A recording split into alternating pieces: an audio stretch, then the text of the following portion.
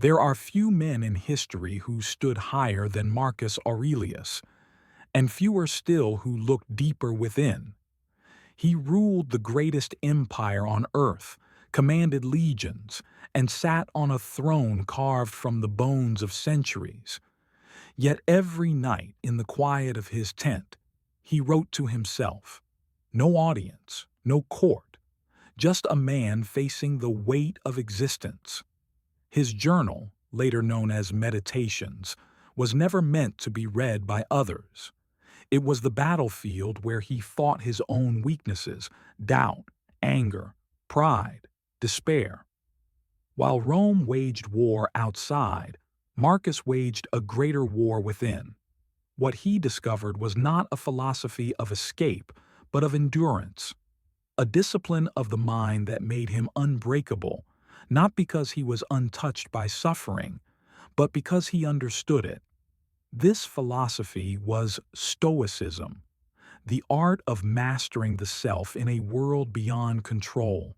And from it, Marcus forged 7 habits that transformed him from a man of power into a man of peace.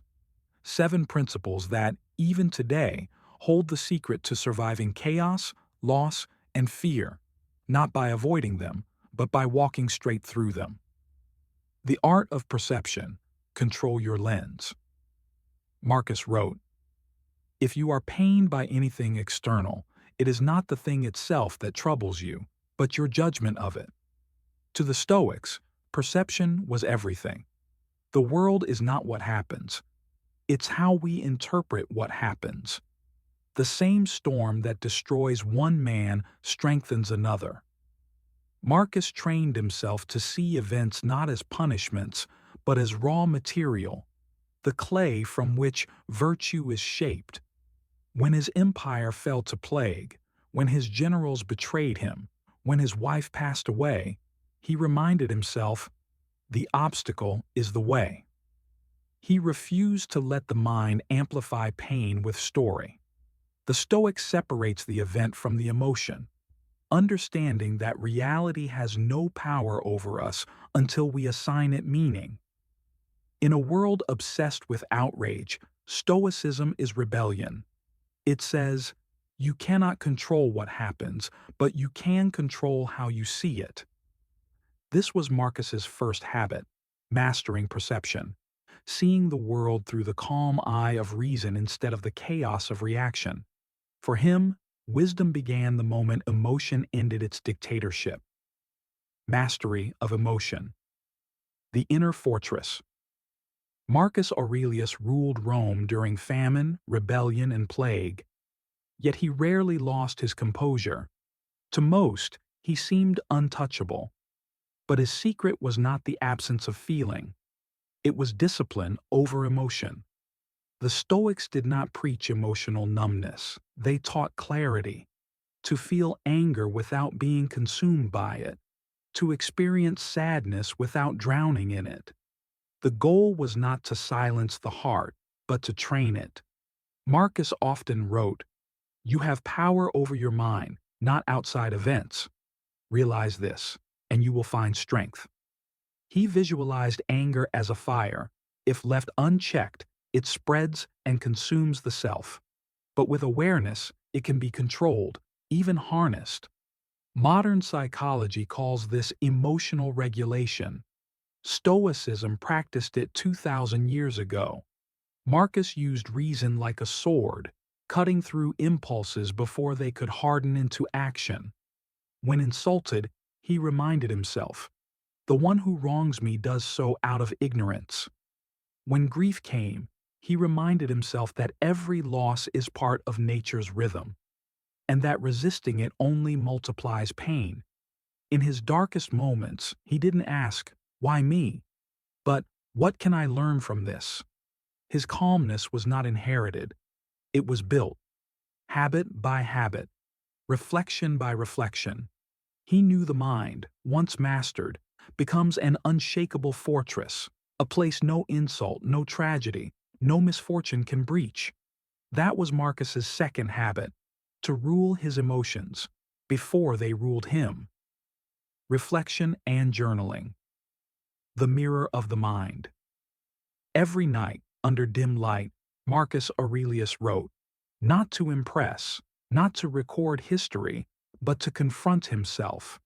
His meditations were acts of self-examination, a reminder that philosophy is not a set of beliefs, it's a practice. The Stoics called this prosauche, continuous attention to one's own thoughts. Marcus wrote his weaknesses down so he could not hide from them. His pages were both confession and correction. He reminded himself to be humble, patient, just, to act with kindness even when the world seemed undeserving. This habit of reflection gave Marcus something no emperor could command: clarity. He understood that unexamined emotion becomes behavior, and unexamined behavior becomes destiny. The journal was his mirror, not a vanity, but a virtue. Today, neuroscience confirms what Stoics intuited. Writing reorganizes the brain. By naming emotion, we weaken its grip. By analyzing thought, we transform reaction into understanding. Marcus's pen was his therapy, his anchor, his weapon against chaos. While the empire around him collapsed into noise, his mind remained ordered. One thought, one page, one reflection at a time. Habit 3 was not about writing, it was about awakening, turning the mirror inward until the truth could no longer hide. Acceptance of fate. Amor fati. There's a quiet line in meditations that holds immense power. Accept whatever comes to you, woven in the pattern of your destiny, for what could more aptly fit your needs? Marcus lived by it. He faced war, plague, and betrayal, yet never cursed fate. Instead, he embraced it. The Stoic term for this is amor fati, the love of one's fate. It is the highest form of resilience, not merely to endure hardship, but to welcome it as part of a greater design. When misfortune struck, Marcus didn't ask why, he asked, how can this serve me? To the Stoic, every event is fuel for character. The loss of comfort trains endurance. The loss of praise trains humility. Even death teaches acceptance. Modern life conditions us to resist discomfort. We escape, numb, distract. But Marcus understood that resistance is the root of suffering. Peace is not found in changing the world, it's found in aligning with it. Acceptance, to him, was not weakness, it was strength. The power to say, I will not waste my energy fighting what already is. In that surrender, he found freedom from resentment, from fear, from illusion. Amor fati is not fatalism. It's courage, the courage to look life in the eye and say, whatever you bring, I will use it. Living by virtue, the only good. To Marcus Aurelius, there was only one true good virtue. Wealth, fame, comfort, all illusions. The Stoics saw them as indifferent, neither good nor bad. What mattered was how one used them. Virtue, for Marcus, was not moral perfection. It was alignment, living in harmony with reason, with nature, and with one's highest principles. He divided virtue into 4 pillars: wisdom, courage, justice, and temperance. Wisdom to know what is in your control. Courage to act rightly despite fear. Justice to treat others fairly, even when they do not deserve it. Temperance to master desire so it never masters you. He ruled an empire guided by these principles. When surrounded by corruption, he refused greed. When faced with rebellion, he sought understanding. He believed that the true test of power was restraint, the ability to do evil, yet choose not to. Virtue, to him, was strength with conscience. Modern philosophy echoes this. Integrity is psychological armor. When your actions align with your values, the mind rests. No guilt, no fragmentation. Marcus's 5th habit reminds us, Greatness is not in conquering others, but in conquering the self. Virtue was his compass in the dark, the one thing he refused to lose, even when everything else was taken. Contemplation of death. Memento mori. Every morning, Marcus reminded himself, you could leave life right now. To most, that thought sounds grim. To Marcus, it was liberation. He meditated on death not to invite despair, but to awaken presence. Memento mori, remember you must die, was not about fearing the end. It was about cherishing the now. Death, he said, is not an enemy. It is nature's final act. To resist it is to resist life itself. By facing mortality, he stripped away illusion, realizing how fragile, brief, and sacred every breath truly is. This awareness sharpened his perception. Petty arguments, greed, and vanity lost their power. When you remember you're temporary, you stop wasting time on what doesn't matter. Modern psychology calls this terror management theory. When we accept mortality, we live more authentically. For Marcus, death was the great equalizer. Emperor or slave both end in dust. What remains is character. By befriending death, he broke free from fear. By contemplating impermanence, he found peace. The habit of death contemplation was not morbid.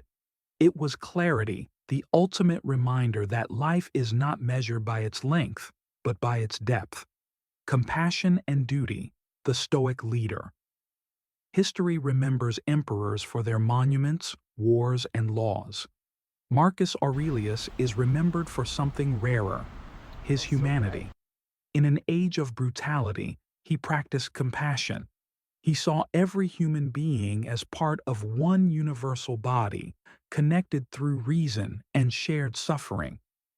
What injures the hive injures the bee, he wrote, reminding himself that his power existed to serve, not to dominate.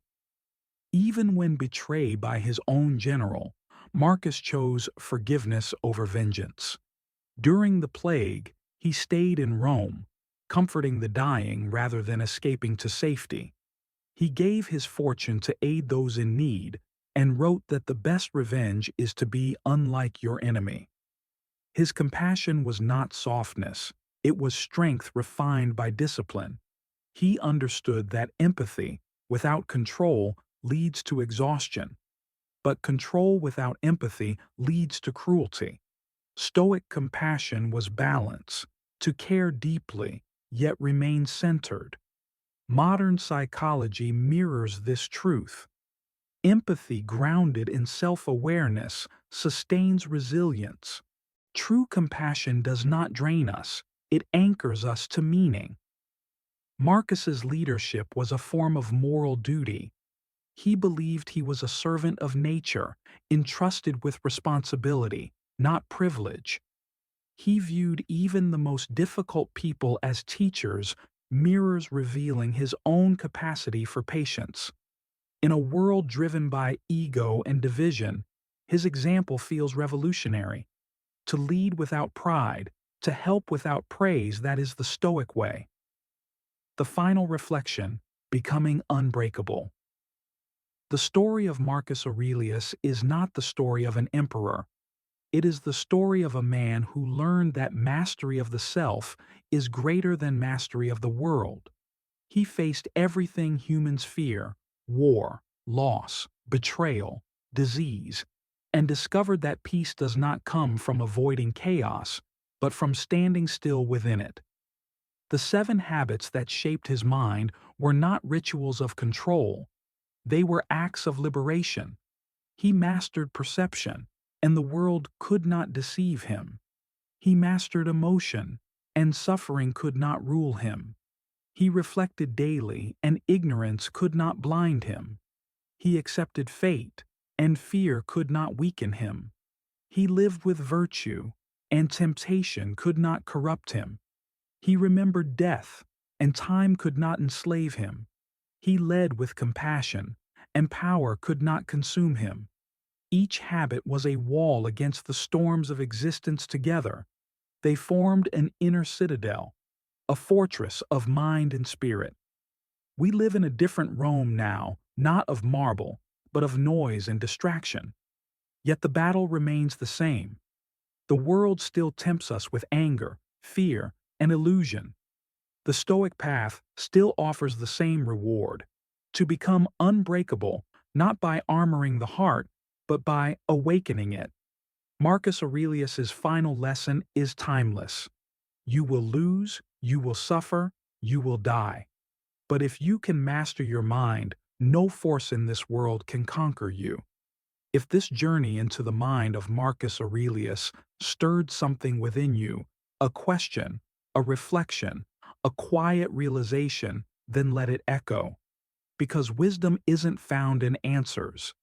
It's born in the silence that follows a good question. At ECHOSOPHY, we explore that silence where philosophy, psychology, and the human condition meet. So, if you seek meaning beyond the noise, if you believe the mind is the last frontier, then join us. Subscribe to ECHOSOPHY, and let's keep exploring the depths of thought, one echo at a time.